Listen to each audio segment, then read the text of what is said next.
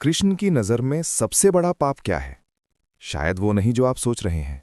ना चोरी, ना हत्या, ना झूठ, बल्कि कुछ ऐसा जो 99% लोग रोज करते हैं और उसे पाप भी नहीं मानते। कल्पना कीजिए, महाभारत का युद्ध खत्म हो चुका है, लाखों लोग मर चुके हैं, धर्म जीत गया है ऐसा कहा जाता है। और ठीक उसी समय कृष्ण शांत स्वर में कहते हैं, सबसे बड़ा अधर्म युद्ध नहीं था, सबसे बड़ा अधर्म था चुप रहना। यहीं से कहानी असहज हो जाती है।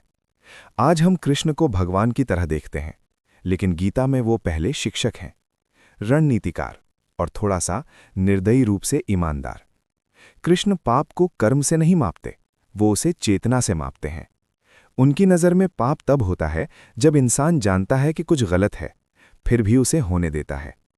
महाभारत में सबसे दिलचस्प पात्र कौरव या पांडव नहीं है, सबसे दिलचस्प पात्र हैं वो लोग जो बीच में बैठे थे। सभा में द्रौपदी का अपमान हो रहा था। राजा थे, ऋषि थे, बुजुर्ग थे, सब जानते थे ये गलत है, लेकिन किसी ने कुछ नहीं कहा। कृष्ण वहां मौजूद नहीं थे, लेकिन बाद में उन्होंने साफ कहा, ये युद्ध इसलिए हुआ क्योंकि बहुत सारे अच्छे लोग गलत के सामने चुप रहे। यहीं कृष्ण का नैतिक सिस्टम अलग हो जाता है। उनके लिए पाप कोई एक्ट नहीं है, पाप है कर्तव्य से भागना। अर्जुन युद्ध से भागना चाहता है। वो कहता है, मैं हिंसा नहीं कर सकता, मैं अच्छा इंसान हूं। कृष्ण मुस्कुराते हैं, लगभग व्यंग में, और कहते हैं, अच्छा इंसान बनने के चक्कर में अगर तुम अन्याय को जीतने दो तो वो अच्छाई नहीं है, वो कायरता है। कृष्ण का सबसे कठोर विचार यही है, निष्क्रियता भी कर्म है। आप कुछ नहीं करते तब भी आप कुछ कर रहे होते हैं। आज के समय में देखें तो ये और असहज हो जाता है। आप ऑफिस में गलत होते देखते हैं, आप कहते हैं, मेरा मामला नहीं। आप परिवार में अन्याय देखते हैं, आप कहते हैं, मैं क्यों बीच में पड़ूं। आप समाज में झूठ, शोषण, पाखंड देखते हैं, आप स्क्रोल कर देते हैं। कृष्ण के हिसाब से यही सबसे बड़ा पाप है।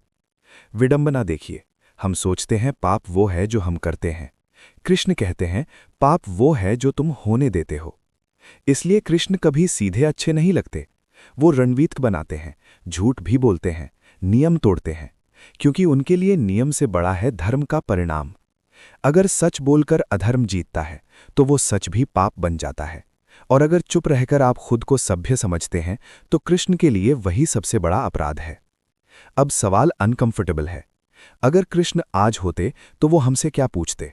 ये नहीं कि तुमने क्या गलत किया, बल्कि ये कि जब तुम्हें पता था कि ये गलत है तब तुम चुप क्यों थे।